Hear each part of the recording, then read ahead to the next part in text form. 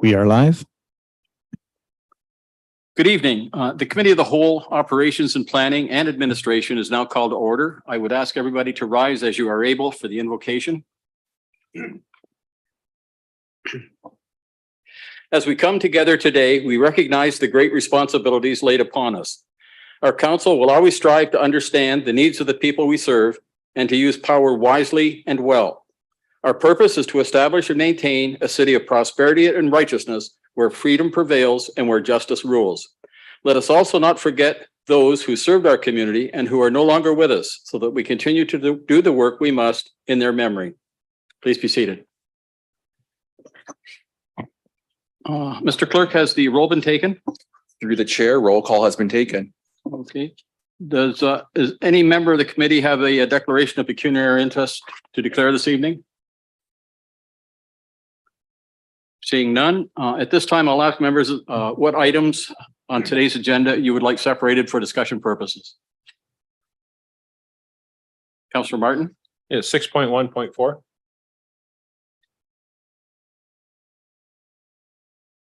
Councillor Van Tilburg?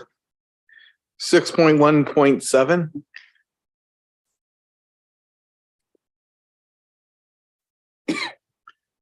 Any further? Seeing none, Councillor Caputo, could you please move the motion for all items of consideration not separated for discussion purposes and state your seconder? My seconder will be my ward mate. Please turn your, there we go. Okay, my seconder will be my ward mate. Can I do that tonight or No, no? Okay, we'll Sorry. do Councillor Sikoli.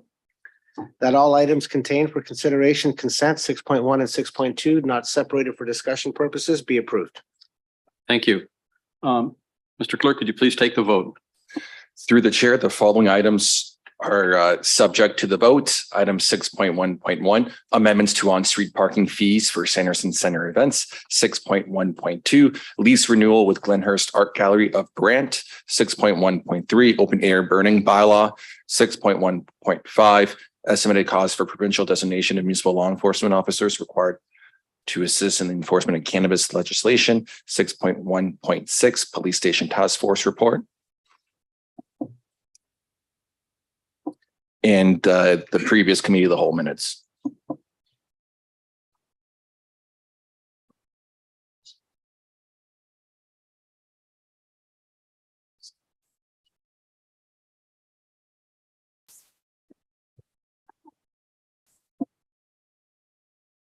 Through the chair, just waiting for Councillor Samuel and Mayor Davis to cast their votes.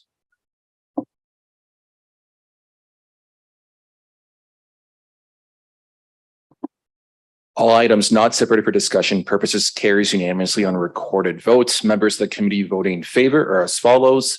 Councillors Sullivan, Celeste McCurry, Carpenter, Van Tilburg, Samuel, Hunt, Martin, Caputo, Sikoli, and Mayor Davis. Thank you, Mr. Clerk. There are no delegations or presentations on this evening's agenda. Therefore, the committee will now consider items that were separated for discussion purposes. And I understand, Councillor Samuel, you have the motion to put these on the floor.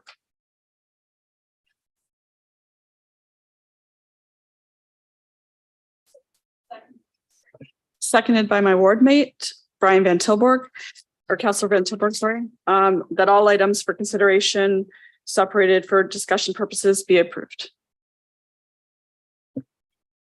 Okay. Good.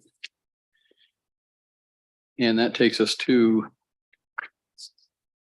item 6.1.4, the Downtown Community Improvement Plan, property tax increment based grant application for 7 Erie Avenue, and that's Councillor Martin.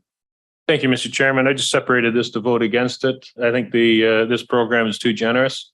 I voted against this program when it was implemented, and I'll be voting against this project. Thank you. Thank you, Councillor Martin. Further discussion on this item? Seeing none, Mr. Clerk? Mayor Davis has his hand up. I'm sorry, Mayor Davis? Yeah, Mr. Chair, you got to look at the screen. It's scary. I have one question in relation to this matter, and I want to know this particular application development at 7 Erie Ave, does it qualify for the waiver of development charges program we have in place for the downtown core, or does it fall outside the area that qualifies? Not sure you can answer that, Mr. Chair, but that's the question. Yes. I think we can. Go ahead, please. Through the chair, Victoria Coates, senior planner and long range planning. This 7 Erie Ave does not fall within the development charge exemption area under the development charges bylaw. However, it did receive a development charge reduction under the Brownfield CIP. And that is a reduction to cover the cost of remediating a brownfield. So there was some funds that were, the DCs were reduced through that process, but otherwise it paid development charges. Well, I'd say this, Mr. Chair, that this incremental property tax relief program is designed or was designed to encourage residential development in the downtown, especially since we know many of the properties in the downtown have unique challenges.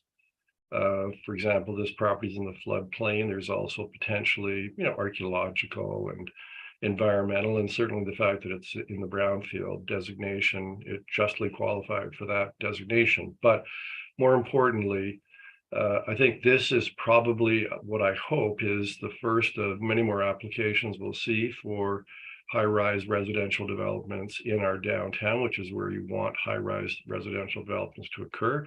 And this program, which is the previous council brought forward, is designed to actually encourage, there's a greater incentive for encouraging affordable housing, which this particular proposal doesn't meet the definition for, but it does meet the definition for the base incremental property tax program.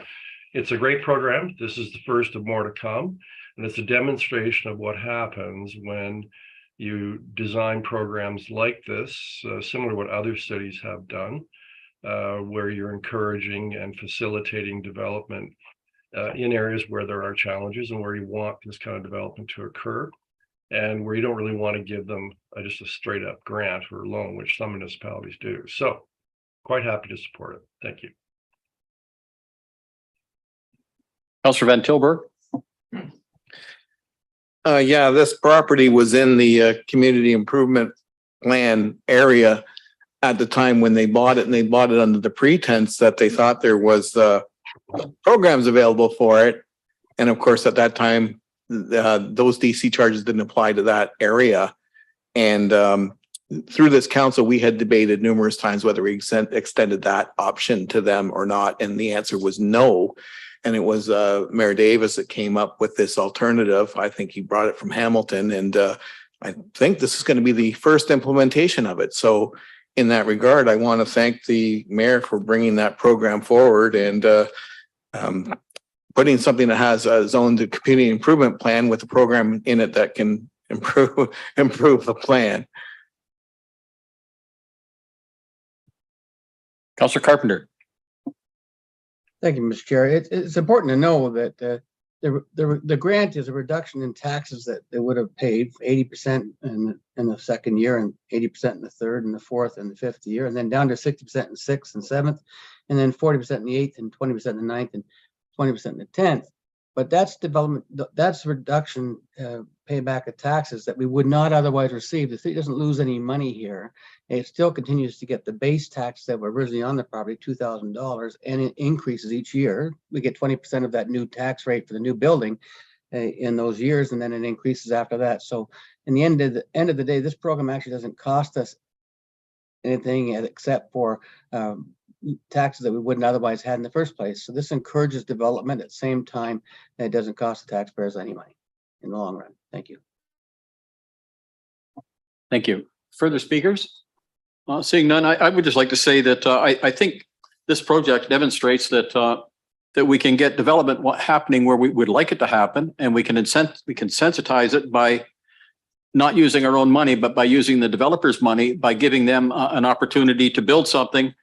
We get a brownfield cleaned up, and we get the housing stock increased, our assessment increases, and there's no cost. It's just a benefit to the community. So to me, it's a win-win-win. So I'm pleased to support this. Having said that, I'll call the question, please, Mr. Clerk.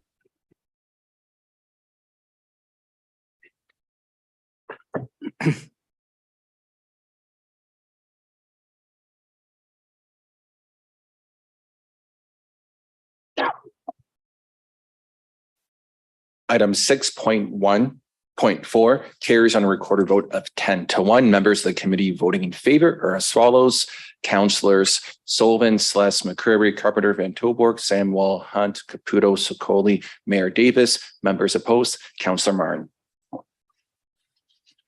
Thank you. That brings us to 6.1.7, the airport board report, and I believe that's Councillor Van Tilburg. Thank you. I have some question. Who runs the charity air show? Who puts it on? Is there a member of staff here that could? I believe Aaron Wallace is on hybrid, and he'll be answering these questions, Mr. Chair. Hi, good evening. Aaron Wallace. I'm acting general manager for community services. So up until the pause for the pandemic, the Rotary Club handled the charity air show. They certainly did that in partnership with other folks, but Rotary primarily. And how long do you know have they been putting this show on for? So through the chair, I don't have a full history of that. We'll certainly endeavor to bring a full history as part of this report for committee's consideration, but I can get that information and circulate that to council before this gets ratified. And did they contact us and say they can't put the show on? Through the chair, there's been some discussions about some of the challenges in terms of volunteers and those pieces. So nobody has said directly that the air show will or will not happen. There has been discussion around some of the challenges that will be associated with doing it this year. And so again, we'll wrap all that into the report and give a much fuller answer to that with the report. But there certainly is discussion about whether or not it can happen this year. Okay, is it common for the airport board to make directions to staff on what to look into? So through the chair, with the chair's permission, I may defer to the clerk in terms of the mandate there, if that's okay.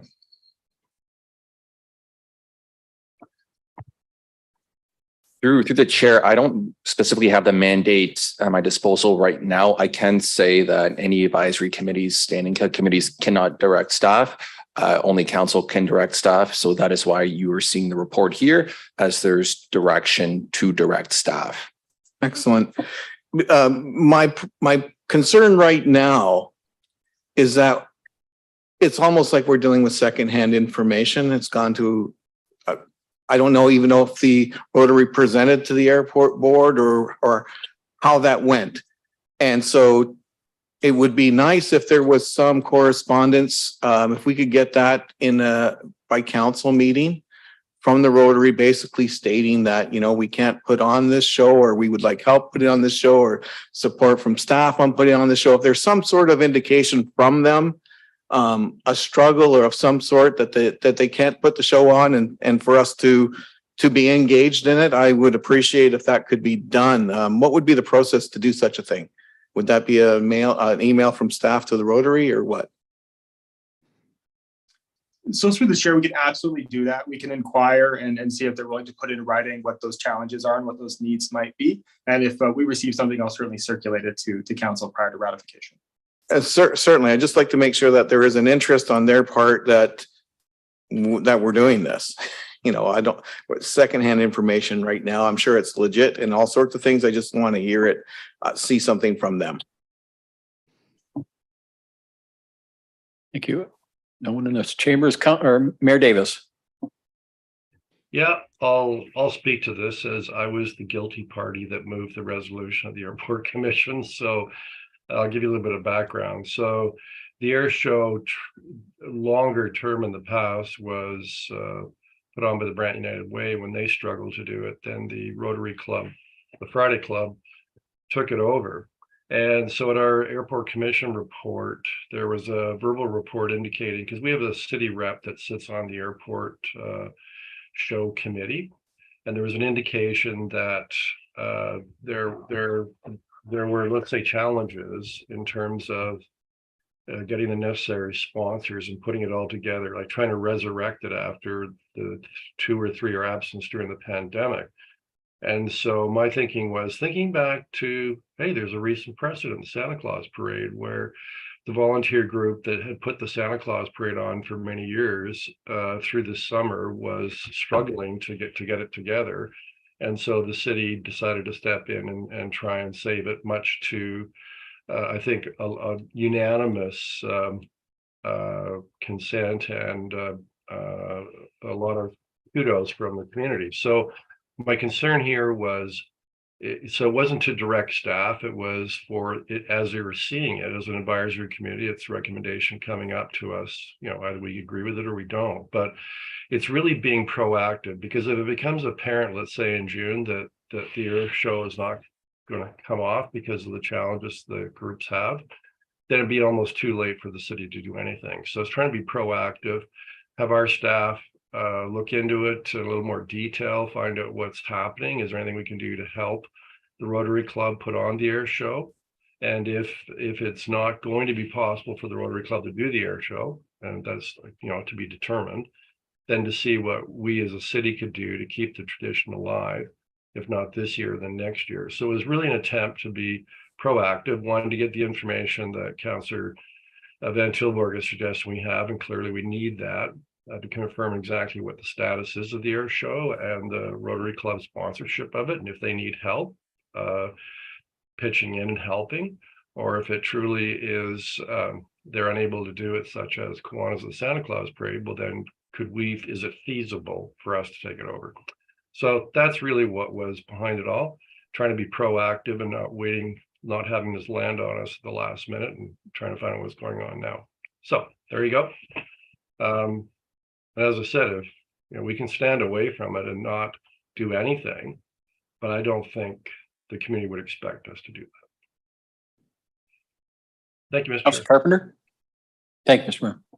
Thank you, Mr. Chair. Yeah, I'm reading the report. It says an email has been received from Sherry Kerr saying that she has been unable to secure a nonprofit agency. That tells me there's nobody that's running the air show or going to run the air show. So the mayor is quite correct about being proactive with this. And, the same thing happened with Canada Day. Canada Day one time was put on by a not-for-profit organization, a group of people in the community. And eventually that wanes and volunteers lose interest and they move on to other things. And the city took on Canada Day. And as the mayor said, the same thing happened with Santa Claus Parade. And it looks like the same thing is going to happen here. But these are three events that I think unite the community, brings the community together, something that the community, all three of those events are something the community is proud of. And I think the mayor is quite right saying that there's an opportunity for us, maybe if we can't find a volunteer group, that we would take this on in respect of what the community is supportive of. If the community is not supportive of us, they'll tell us that, but that hasn't been the case going forward so far. Thank you. So I will support this. Councilor Martin. Thank you, Mr. Chairman. When this came to the airport board, I had some concerns about it because it's a little late to be planning for the 23 air show. The only saving grace is that a lot of the acts have their weekends booked, but because we do our air show midweek, a lot of them will have that wide open. So we still have the opportunity to book acts, but it has to be done fairly soon. That's why this resolution had to come quickly.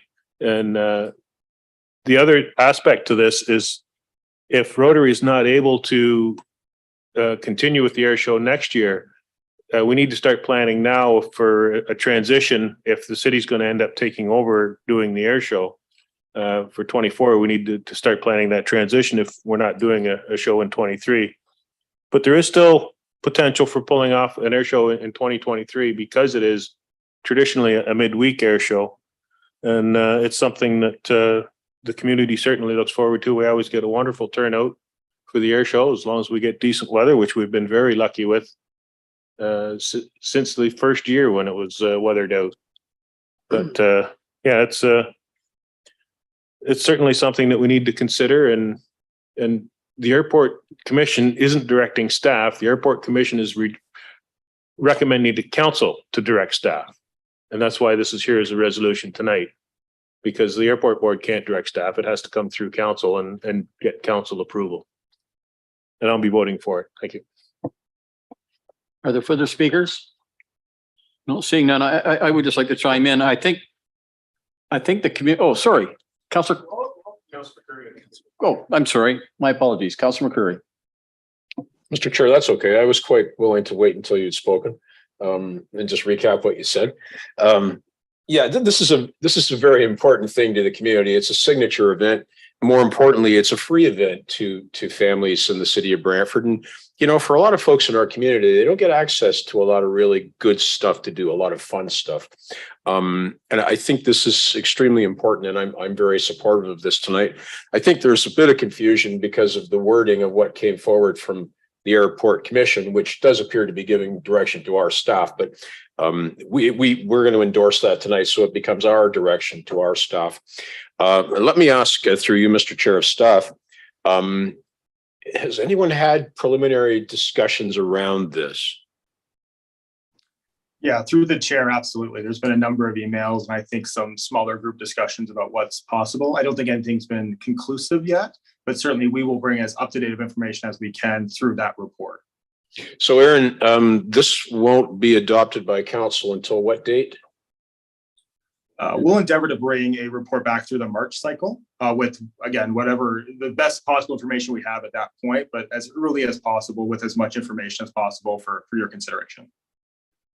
So through Mr. Chair, Brian Hutchings, CEO, so this will be approved, this direction will be approved next on January 31st.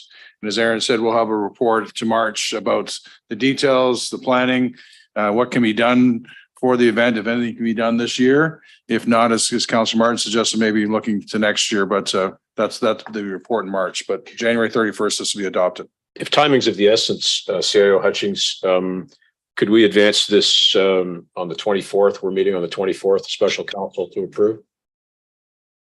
Yes, that could be done. I think perhaps the mayor might want to include this as an item for then. Maybe a week makes a big difference. Thank you. Councillor Hunt?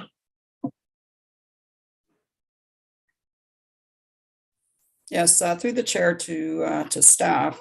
Aaron, I'm just looking at the Ontario Senior Games, which I know are happening in August. Would staff have the capacity to put on 2 fairly significant events in the same month? So through the chair, I'll certainly take that into consideration as we pull that report together for council. Staffing resources, especially in this year, will be a stretch to put on those games. But I won't say no at this point. We'll look at what we have and what the options are for council and consider that as I bring back the report for sure. Okay, so that information will also be taken into account in terms of the report coming back. Okay, thank you, Aaron. Further discussion? I'll try again. I think it's important that we approve this and that we do everything we can do to get something going in 2023. I think everybody is crying for some normalcy in their lives. We're getting back to trying to live our lives the way pre-pandemic looked. And I think this is one more step to doing that and giving people something to do. As was said earlier, it's no cost to the community. But it's something, I think, again, that instills normalcy. We're getting back to the way we were. And I think that's really important for people's mental health and for their physical health to get back to doing the things that we were accustomed to doing. So I think it's really important. And I'm not sure that it'll be that much of a drain on our manpower. I'm the council rep on the 55 games, and that's pretty well. It's a cooperation with the county and the city. So half of it is county, but the bulk of the bulwark is being done by volunteers. So I think we should be okay. Hopefully we can be okay and we can do both things, because I think both things are important to get done in this community. Having said that, please take the vote, Mr. Clerk.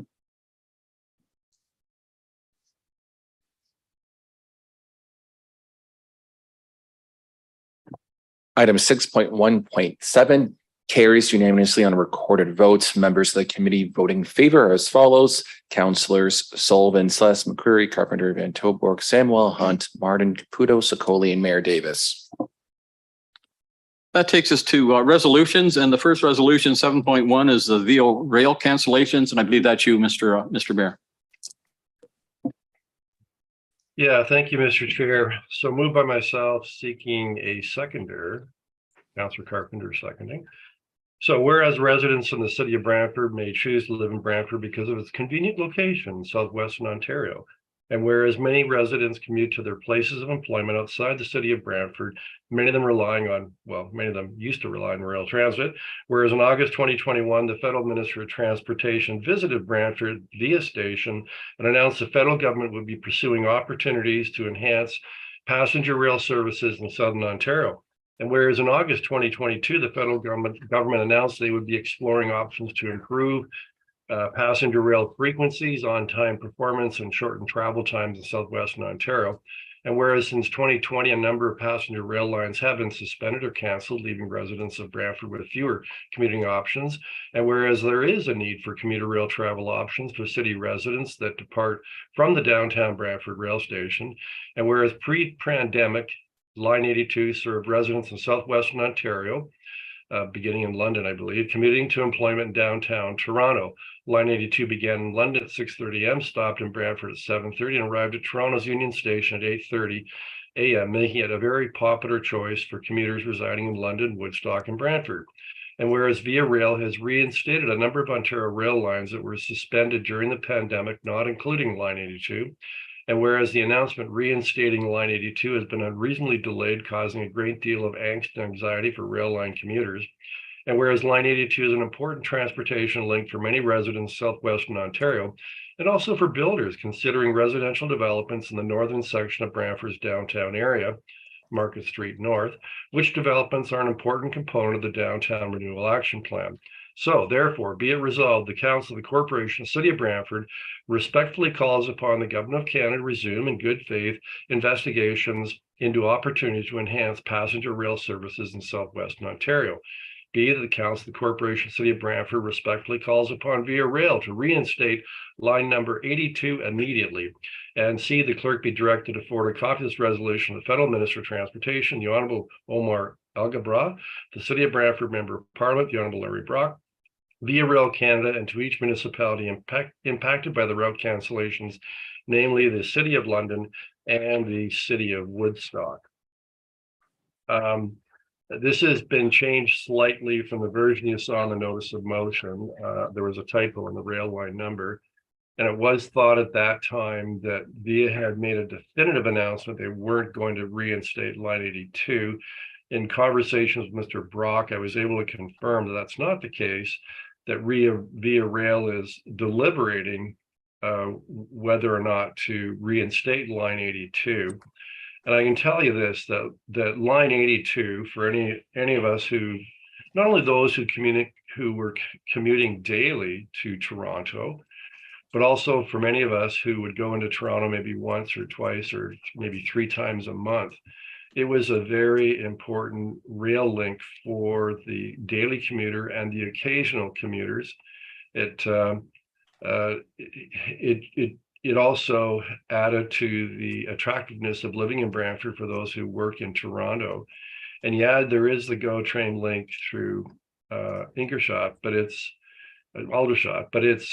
you know, you got to travel through Highway 403 down the mountain, oftentimes it's backed up.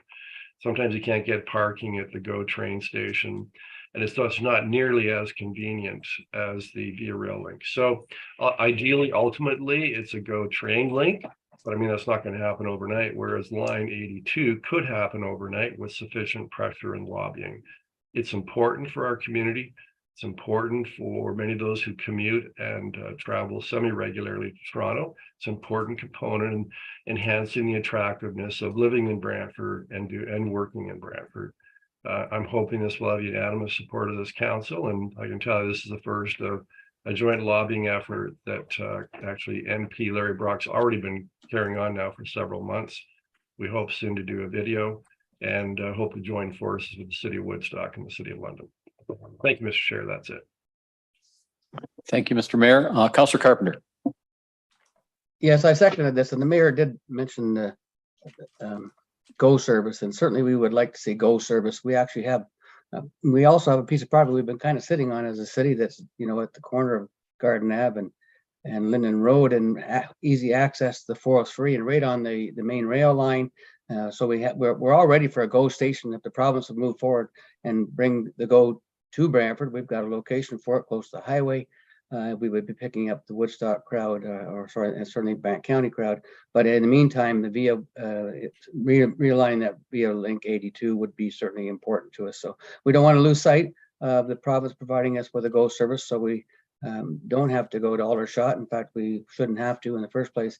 We're a big enough city now. We deserve to have the GO train. We were promised actually that the GO bus would be here for a couple of years, and if it was used extensively, which it has been, then we would get the GO train. That hasn't happened yet. So either way, the mayor's correct. We need rail service here. It's very important to the city and very important to the residents to be able to travel to other communities. Everybody else around us, like-minded cities, have it, and we're certainly deserving of proper rail service here. So I support the resolution. That's why I quick to second it. Thank you.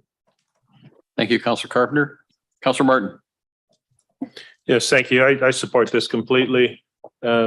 Before we did all votes recorded, this is the kind of motion where I would ask for a recorded vote, not because it's contentious, but because I wanted to show that it was unanimous, so that when the information goes to the province, they can see that this was supported unanimously by council, because council believed this was something that was very important. We all agreed on it.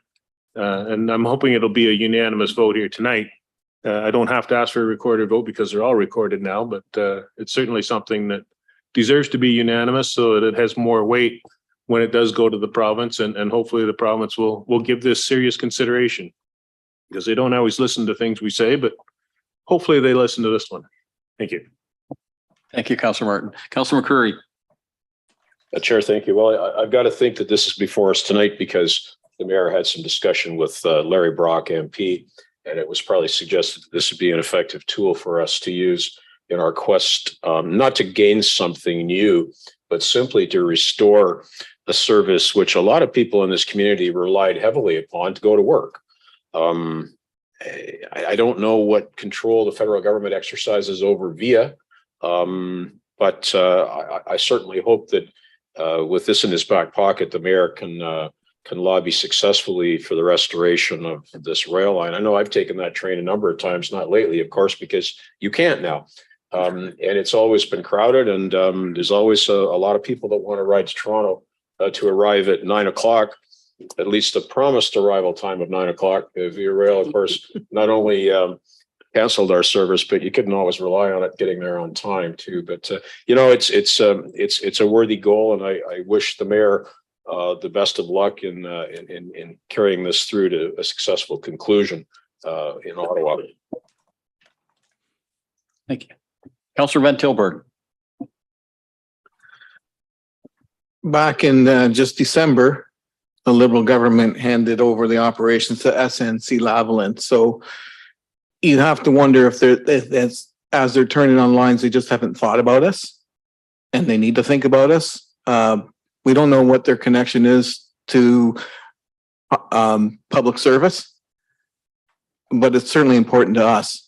The number of people that would use that service if it was reinstalled would be quite significant. It's been quite a change now that people are going back to work. It was one thing when everyone was staying home. That has changed, and now people are struggling to get to work if they have to leave and they have to go to the Toronto areas. And I can't imagine that these other lines that are offline right now with us have been neglected. So I fully support the mayor's initiative here, and I'd be happy to see that recorded unanimous vote. Thank you. Councillor Hunt. Yes, I just want to certainly echo what everyone's saying about this. I've used this line myself to travel into what was my head office in downtown Toronto. But I also want to put the plug in there that rail travel is actually an accessible form of transportation. There are a lot of people that require going into Toronto for specialist appointments and that kind of thing. If they can get a train that goes from the Brantford station into Union Station in Toronto, then they're able to connect through either the TTC system or take a wheelchair taxi from Union Station to either a specialist appointment or one of the specialist hospitals in the Toronto area. So I fully agree with what everyone said about this being a something that people need to go to work, but I want to put that that plug in there for that rail travel is accessible travel. So the transportation need for persons with disabilities to be able to get in to the Toronto area is also another reason to move this forward. Thank you. Thank you. Seeing no further questions, please take the vote, Mr. Clerk.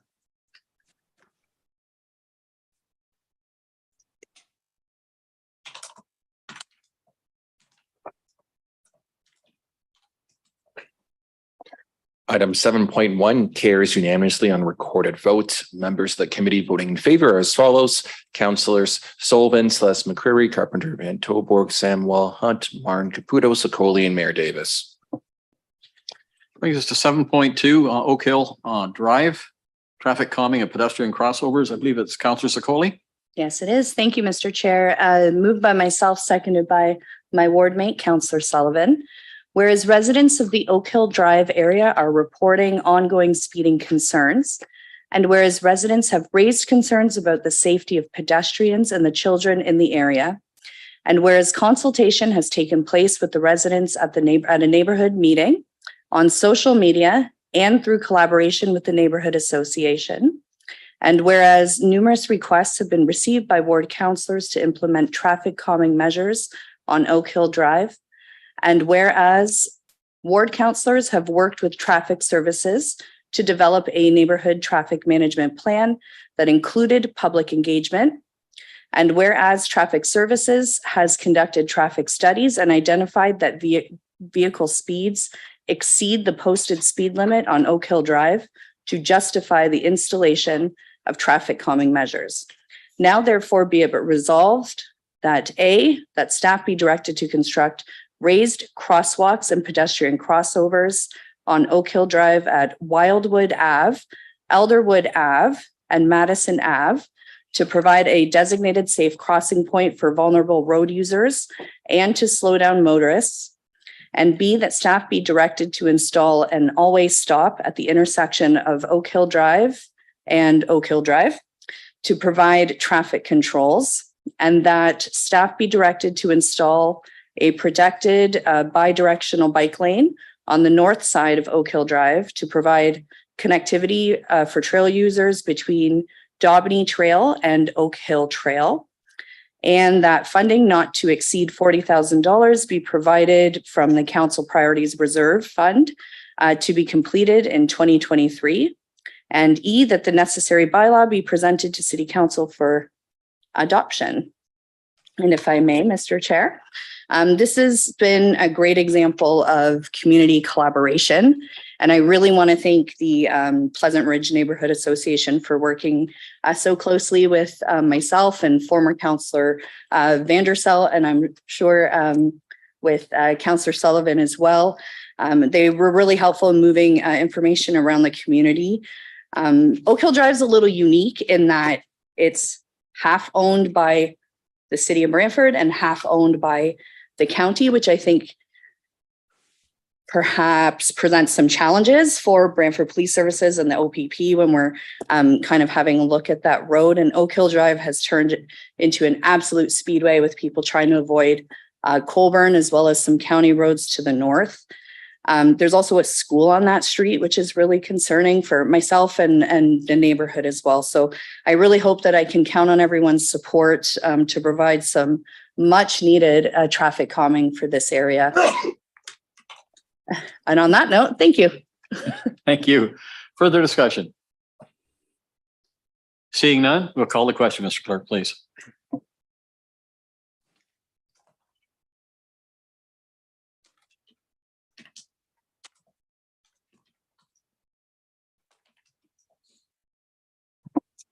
Item 7.2 carries unanimously on recorded votes. Members of the committee voting in favor are as follows: Councillors Sullivan, Celeste McCreary, Carpenter, Van Tilburg, Samwell, Hunt, Martin, Caputo, Sokoli, and Mayor Davis.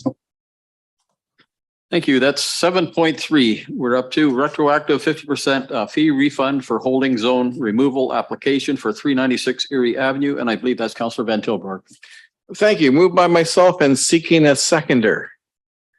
Councillor Samwell is my seconder. Whereas the corporation of the city of Brantford requires an owner or an applicant to submit an application for holding removal. And when a holding zone applies to a parcel of land, and whereas the applicant has already made an application for a minor rezoning holding removal fee and has paid such fees under protest, and whereas they are holding, that's interesting wording there. I'm hoping that's incorrect. And if it is correct, I'm still going to read it as it is said. Whereas the holding zone is generally a requirement of implementing zoning bylaw applications that have a subsequent site plan control application and agreement associated with them to facilitate further development. Now, therefore, be it resolved that the city council refund a total of $2,637.50, which represents 50% of the holding removal fee. And I just want to say that this came up during a bylaw issue in that the holding provision was being removed, and it became apparent that when the projects were started, they're doing their part in what they're supposed to do, but there were issues with our fifth Ave pumping station, and then by the time that's been resolved and things can be removed forward, there was an extra holding provision, so it almost feels like double jeopardy on this particular one. And I inquired about it and whether this would be an adequate resolution, and so it's before you now. If we wish to retroactively remove 50% of the fee that has been paid. Further discussion? Councilor McCurry. Chair, thank you, and through you to staff. Have we done this previously? I seem to recollect something similar.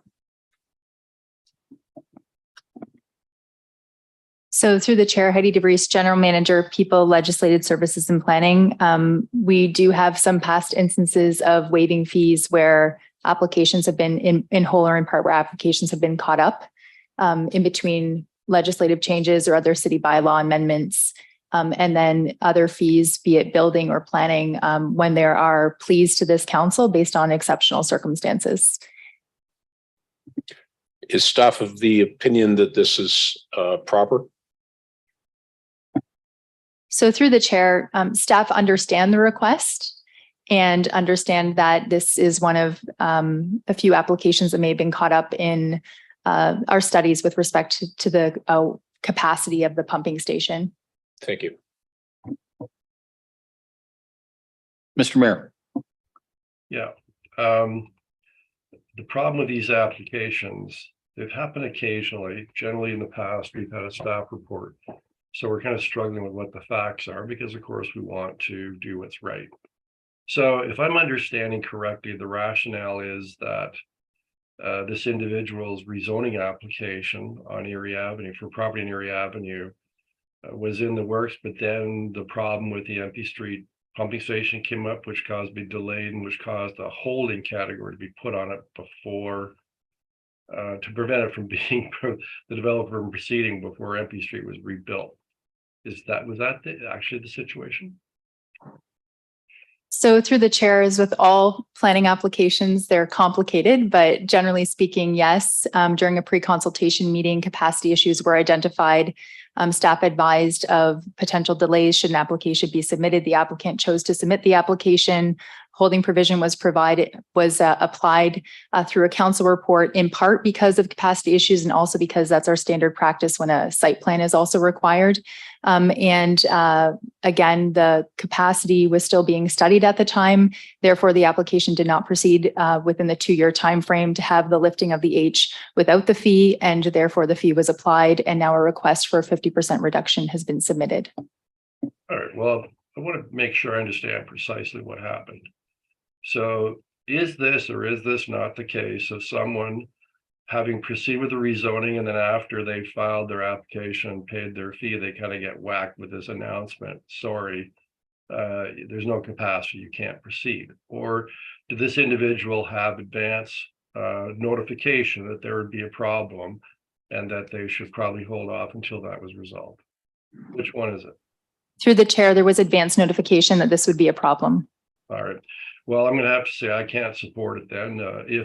If what we've done in the past, my recollection is generally it's been where someone's been caught up by our new official plan, right? They brought an application which the new official plan made redundant.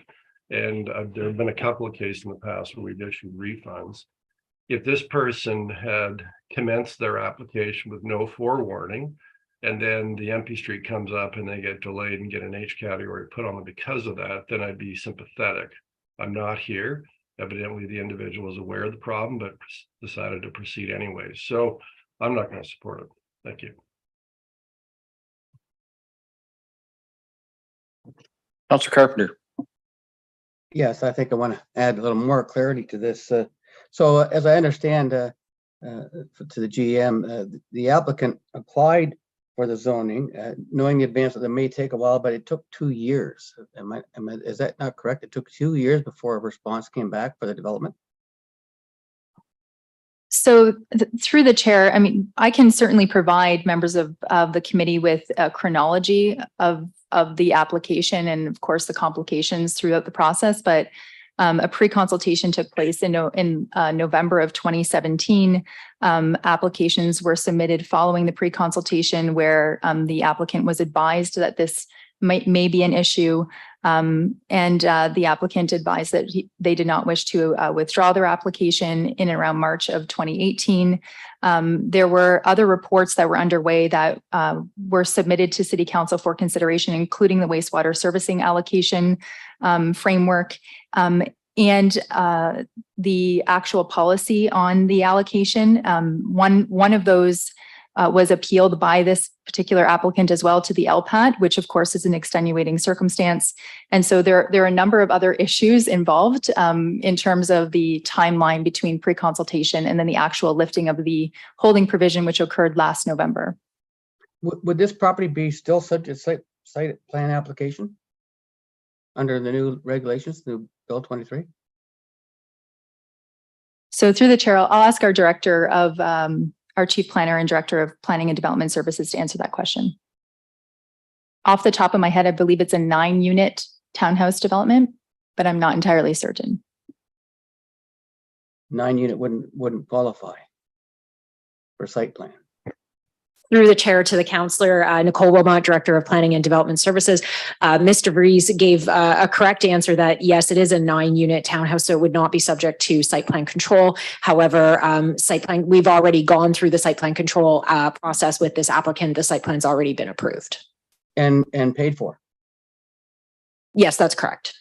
Okay, so now we paid for the site plan application, which is no longer required, and the holding application, which wouldn't be required unless site plan was required. That'd be correct? So through the chair, certainly if we apply Bill 23 retroactively, that would be correct, except the H would have still been required due to the servicing constraints. Okay, thank you. Okay, I'm going to support it because this is someone that's caught between legislative changes and they just wanted to move forward. I mean, 2017, this is 5 years, 6 years almost before we get an application to move forward. I think the applicant's probably suffered enough. I'm going to be supporting this. Thank you. Thank you. Councillor Martin. Thank you. Just through you to staff for some clarification.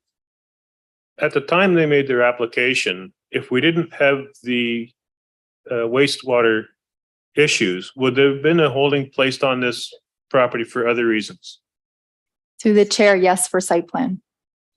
Okay. And did they meet the site plan requirements within the 2 years to have the holding removed for free? No.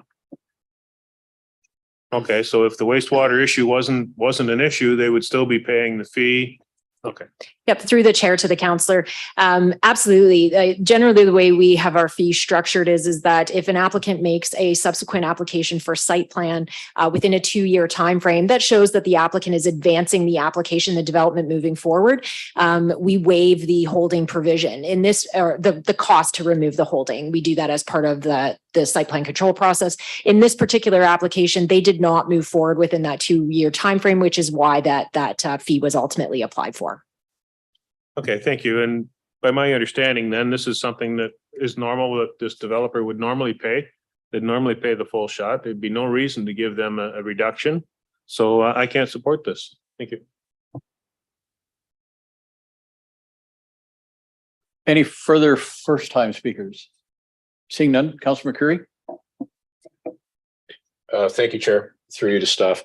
I hear good cases made on both sides of this argument, and I heard an offer earlier to provide a chronology of this project, and I think that would be appropriate if we could receive that prior to council. I see heads nodding up and down, so I'm guessing that that's not needful of an amendment, Mr. Chair. To you, Chair Sless, we can certainly undertake to do that prior to council. That's not a problem at all. Yeah, I'm inclined to support the resolution before us, but I'd like to be certain. I mean, the mayor the mayor and Councillor Martin have made some good points as well. I see no further speakers, so please call the vote. Mr. Clerk.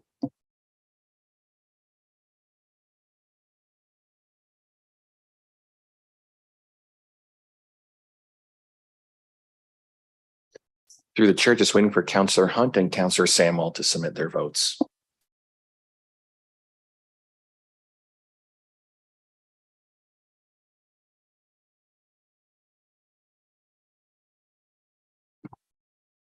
Item 7.3 carries on a recorded vote of 8-3. Members of the committee voting in favor are as follows: Councillors Sullivan, Sless, McCreary, Carpenter, Van Tilburg, Samuel, Hunt, Caputo. Members opposed: Councillor Smarn, Sokoli, and Mayor Davis. Thank you. That takes us to item 7.4, the fire incident at 321 Henry Street on October 18th of last year. I believe that's Mayor Davis. And so I'm looking for a seconder, I would assume from Ward 4. And that would be, this time I'll take Councillor Hunt. So whereas section 5.01 of the Fire Protection Prevention Act 1997 provides the City of Brantford the authority to establish a fire department. And whereas City of Brantford Bylaw 2221/2021, bylaw to govern and regulate the fire department of the City of Brantford, establishes the level of service to be provided by the Brantford Fire Department. And whereas section 9.2A of the Fire Protection Prevention Act 1997 provides the Ontario Fire Marshal the authority to investigate fires, and section 10.1 provides the Ontario Fire Marshal the ability to delegate that authority to the fire chief or other assistant to the fire marshal. And whereas a large-scale fire incident involving rubber material occurred in the outdoor storage area of Northwest Rubber at 321 Henry Street, Brantford, October the 18th, 2022, requiring the dedication of a significant amount of Brantford Fire Department resources and the activation of the Brant County Mutual Aid Plan for an extended period of time. And whereas this was the second large-scale fire incident at this location since June 10th, 2019.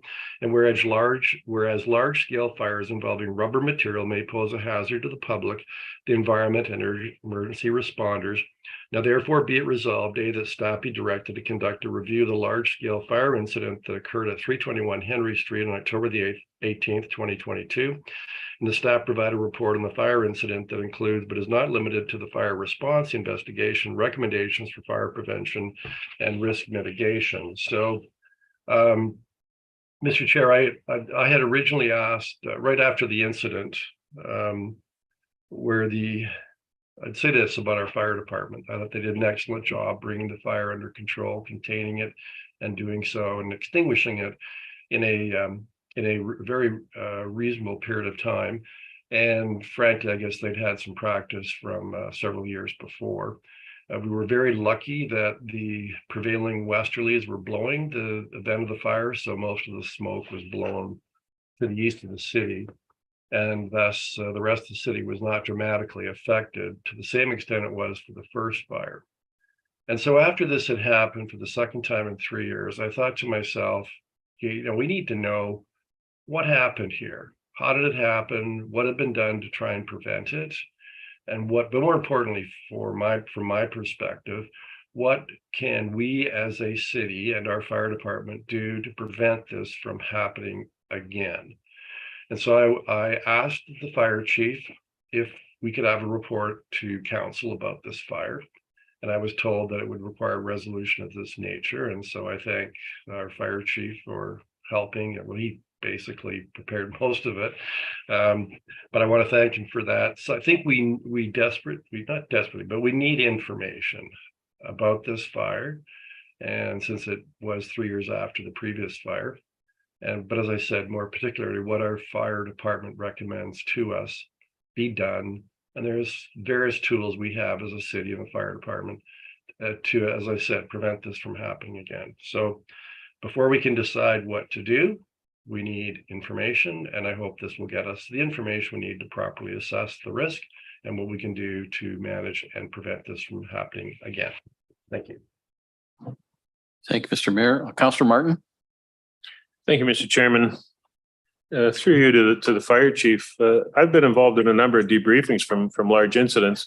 Is that not something that you normally do as a matter of course? Through the chair, Fire Chief Todd Binkley.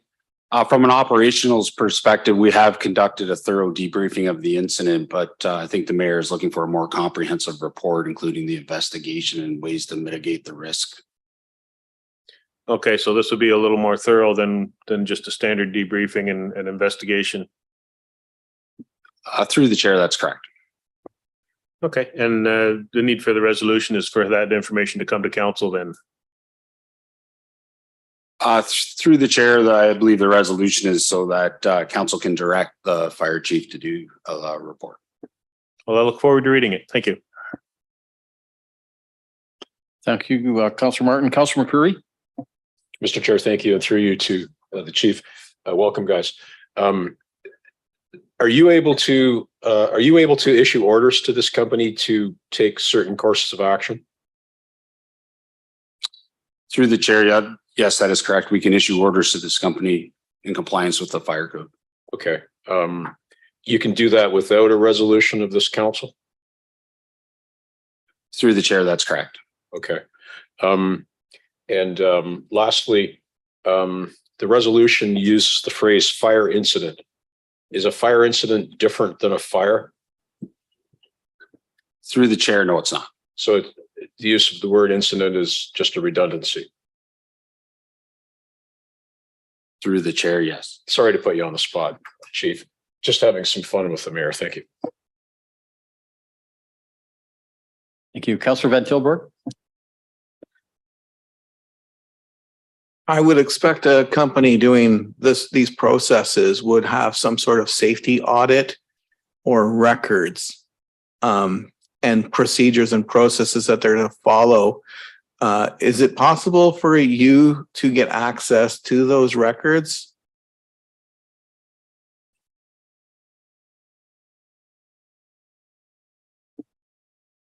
Through the chair, it would really depend on whether their safety processes were proprietary or not. Yeah, I understand that. They hire consultants to set them up, and generally they're told to follow these procedures, a set line of procedures for that industry, because of the nature of fire hazards is significant for that industry. I mean, it's that place. Every one of those industries will have fires, and the idea is to keep that to a minimum. Was there anything there in your investigation that put the cause of the fire to some sort of neglect?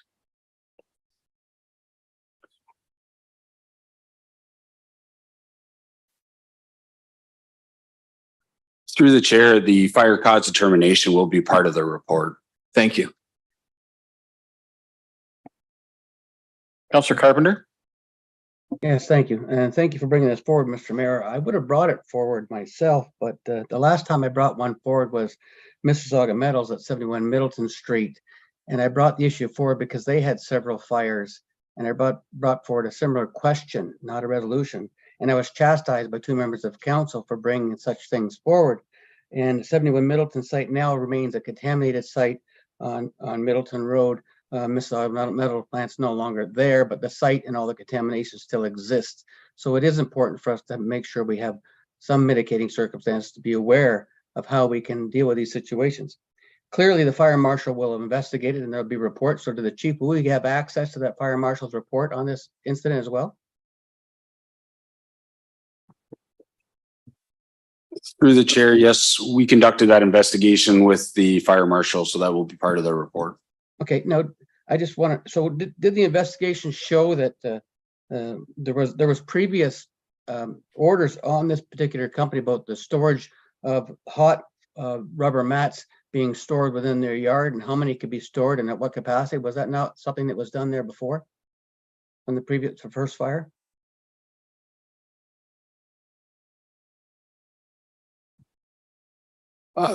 Through the chair, not through the fire marshal, but part of our inspections and our processes to make sure that their storage yard complies with the fire code and the orders put on by the Brantford Fire Department. And we visit those sites regularly, and I don't know how regular that is, but that'll be part of your report, I'm sure.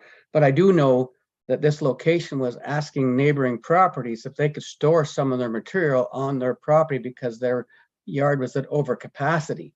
I've heard that from witnesses that live in the area, and that raises a concern that if the company already knew that they had a storage problem with facilities because of trucking issues, they didn't cease operations until such time as they had removed the storage or found location for the storage. Did that come out in the fire marshal's report at all?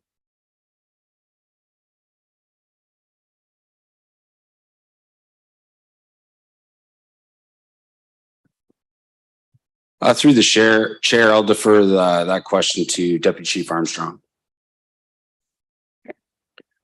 Through the chair, Dwayne Armstrong, Deputy Fire Chief. The investigation was related to with the storage, its compliance with the Ontario Fire Code, and that would be for the storage on that property. It wouldn't necessarily deem that it has to stay on that particular property. It's looking at the storage as it exists on each individual one. Yeah, what I was asking, were you aware that the manager of that facility at the time was asking neighbors if they could store the rubber mats on their property and did not find a successful storage place? But were you aware that they were looking for more storage? And if not, you are now. Okay, so that's fine, Deputy. I'm happy to see this, and we need to these places that that do hazardous work, and we have them in our community. We should know what they are and what the processes are doing. And I think the mayor is quite correct. We don't need to be having any more of this. Our fire department did a fantastic job. Everybody in the neighborhood and everybody in the community was just so thrilled with the work that our firefighters did, and you did as chief and deputy as well. You did a fantastic job there. I know that they were all trying to make contributions to the firefighters themselves by way of making sure they had food or water, whatever they might need while they're fighting this fire. I was there on site for several hours. It was a very difficult situation, and the building is still back. The plant is still back in operation today, and they're operating. And the building is all blackened at the back. It hasn't been repaired yet, so it raises some concerns about what's going to happen with the property going forward. And I think the mayor's resolution this time, I'm happy to support it. But we need to, in these industrial areas, the wind is prevailing from the west, and it could have blown over Brentwood Park very easily if there was a different change in weather, or easterly it could have blown over Mission Estates and Echo Place. So same thing, we need to know, because we have industrial parks in the middle and surrounded by residential development, we should have some processes in place that we know of. So, and I'm very supportive of the fire department and anything they can do here. Thank you. And thank you, Mr. Mayor. Thank you, Councillor Carpenter. Councillor Hunt. Yes, so through the chair, first of all, to the chief and the deputy, I'm going to echo my ward mates' kudos to the handling of the fire. This fire happened a week before the election, and I will tell you that one of the first neighborhood constituent issues that I got were pictures of the runoff. And the runoff that was adjacent to other businesses in the area. So I guess my question is that environmental response to the runoff, will that form part of this report?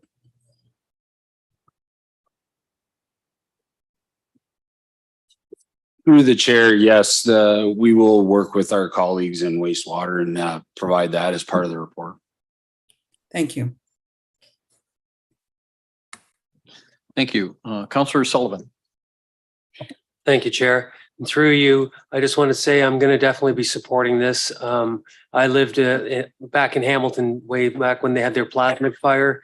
I've seen firsthand what the smoke damage can do to people's respiratory tracts and everything else just by having the wrong wind.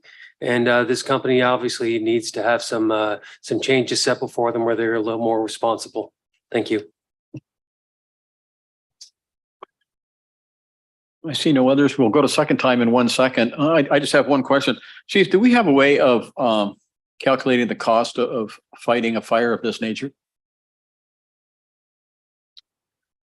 Through the chair, yes, we could come up with a figure that would represent some of the costs of the fire. Okay, I think that would be important to know. If you could include that in your report back, that would really be appreciated. Thank you. Next, we have Mr. Mayor. Yeah, thank you very much, Mr. Chair. So, yeah, I know a little bit about what happened, and every confidence in our fire department that they did regular inspections and administered the fire code in accordance with the law. The intent of this resolution, what I'm really getting at here is there more we can do as a city beyond having our fire department rigorously enforce the fire code? And in particular, I'm thinking zoning. Is there something about this particular industrial activity that perhaps we may want to consider addressing through our zoning bylaws? Not that it would affect this current operation, be a non-conforming use, and we also have a bylaw, I believe it's a fire protection bylaw. Is there something more that we can do as a city in our bylaws that goes beyond the fire code to enhance the safety of our community and to provide the fire department with some additional powers beyond which they have under the fire code? So that's my real intent here. Again, I'm not interested in casting blame but at the same time, I want to make sure, given this has happened twice now in 3 years, that it doesn't happen again.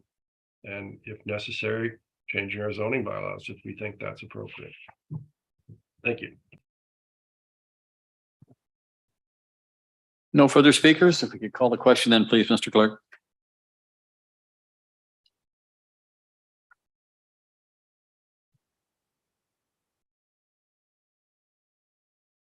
Just waiting for your vote, Councillor Slauson.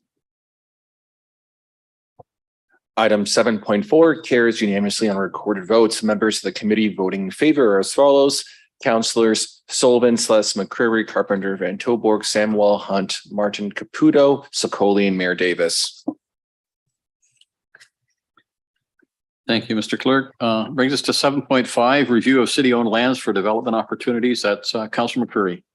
Chair, thank you very much. The seconder to this item is Councillor Martin. And Mr. Chair, I'll read the resolution before us. Whereas Brantford is subject to provincial growth targets, and whereas growth within the current urban boundaries is desirable, and whereas vacant municipally owned lands may provide as potential sites for medium and high density residential and mixed use development. Now, therefore, be it resolved that the CAO be directed to do the following.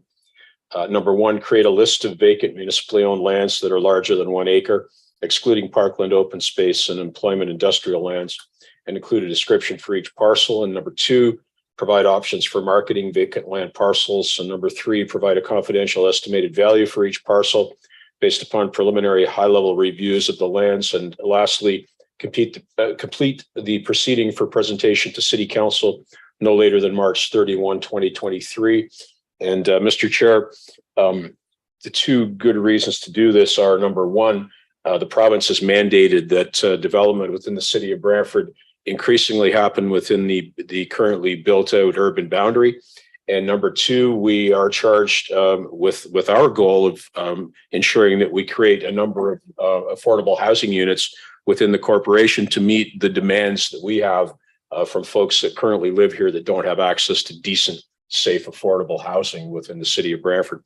The resolution excludes lands which are currently used for other purposes, but we do have a number of parcels, and I believe Mr. Gasparetto has done a lot of work on this already with respect to the inventory, which is why we're looking at the short time frame here.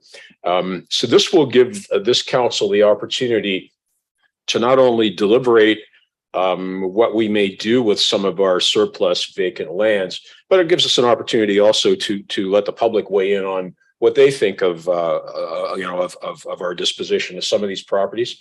We certainly aren't going to be conducting a fire sale, and we're probably not going to market these all of a sudden. But I think it's important that we begin to look at a framework for making some of our desired goals happen on lands of our own choosing, by developers or by ourselves, and begin to create the types and availability of housing that people in this community need and want, Mr. Chair. Thank you. And I would appreciate everyone's support on this item. Thank you, Councillor McCreary. Any discussion on this item? Seeing none.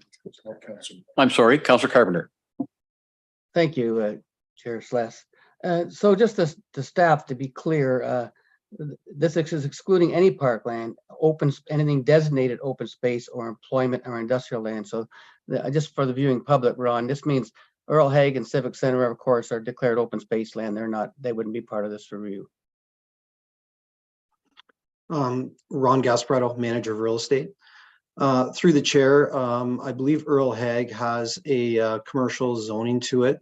As for the designation of open space, I'm going to have to defer that or refer that to our planning staff. This criteria isn't a zoning requirement because it's not zoned commercial. It's zoned open space.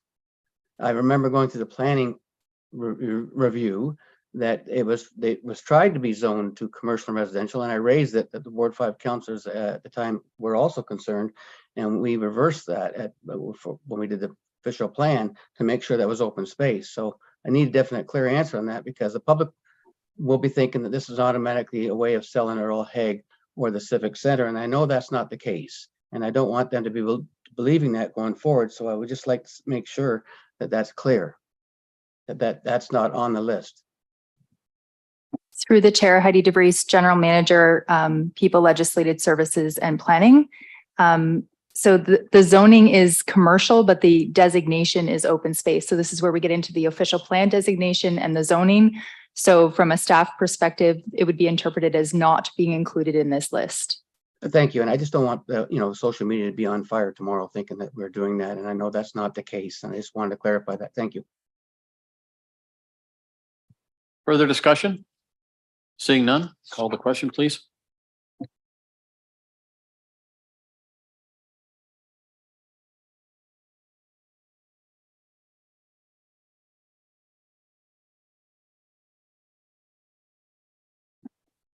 Item 7.5 carries on recorded vote of 10-1. Members of the committee voting in favor are as follows: Councillors Sullivan, Sless, McCreary, Van Tilburg, Samuel Hunt, Martin, Caputo, Sokoli, Mayor Davis. Members opposed, Councillor Carpenter. Thank you, Mr. Clerk. Councillor Martin, could you please take the chair that I have item 7.6 that I'd like to move? Yes, go ahead, Councillor Sless, and state your seconder. Thank you, Councillor Martin. Moved by myself, seconded by my ward mate, Councillor Caputo. Whereas the city of Brantford wishes to keep its streets and sidewalks safe for the traveling public, and whereas advertising signage can prove helpful in local businesses in attracting patronage, and whereas currently the outdoor sign bylaw, being Chapter 478 of the Brantford Municipal Code, regulates the locations of all portable signs within the city of Brantford, and whereas the outdoor sign bylaw, being Chapter 478 of the Brantford Municipal Code, requires a permit to be issued prior to the installation of portable signs. And whereas concerns have been raised that such permits for portable signs are currently restricted to a maximum of 180 days per calendar year. And whereas there continues to be a need to fully regulate all portable signs to ensure they are installed in a safe manner and at appropriate distance from property lines, driveways, visibility triangles, and other portable signs. Now therefore be it resolved that staff be directed to review comparator municipal portable sign regulations and best practices, and that the communications and community engagement staff develop and implement a Let's Talk Brantford public engagement campaign to invite feedback from residents and businesses, and that staff be directed to report back to Committee of the Whole Planning Administration in Q2 of 2023 with a report on amending the outdoor sign bylaw, being Chapter 478 of the City of Brantford Municipal Code, to remove the restrictions governing the maximum of 180 days in a calendar year for permits for portable signs. And if I may speak to it very briefly, Mr. Chair, the operators of these portable sign rental companies are indicating that the restrictions and the parameters with which they have to work under are far different in other municipalities, and ours is rather onerous on our staff as far as patrolling and enforcing. That they suggest that we have a look at how other people do it and see if it's something that would apply to the city. I think it would, but I would like the the empirical data that says it is. And this resolution simply requests staff to go out, gather that information, and bring it back to us in Q2 of this year. Thank you. Thank you. Any comments, questions? Seeing none, I just have one. I was involved with developing the sign bylaw that's in place. And I think before we did that, there was just a sea of signs along King George Road, and it necessitated putting some restrictions on. But I'm willing to vote for this to see what comes back. But I suspect we're going to have to keep some restrictions on there, or it's just going to be a nightmare. You won't be able to see storefronts because there's going to be so many portable signs in front of them that it's going to negate the whole purpose. But seeing no further comments, we'll call the question.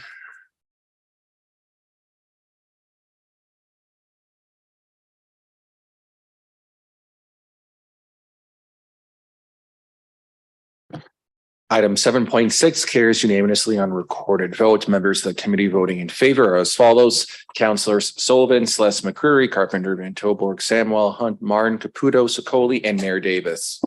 And Councillor Celeste, I'll turn the chair back to you. Thank you, Councillor Martin. Appreciate it. That takes us to notices of motion, and we have, I believe, 4 or 5 this evening. The first one is 8.1. Councillor Carpenter, that's yours. If you could just read the heading. Yeah, Powerline Road speeding. Thank you. 8.2, I believe that's Councillor Martin. Yes, that's the Brantford Landfill Gas Project. And 8.3 is Councillor Sicoli. Yes, that's Brantford Expositor Printed Publications. And I believe 8.4 is yours as well, Councillor Sicoli. That's correct. That's City of Brantford International Women's Day campaign. Thank you. Okay, that brings to a conclusion our activities for this evening. We meet tomorrow as a estimates committee. I'm sure you're all looking forward to it. It's at 4 o'clock tomorrow evening, and we are adjourned.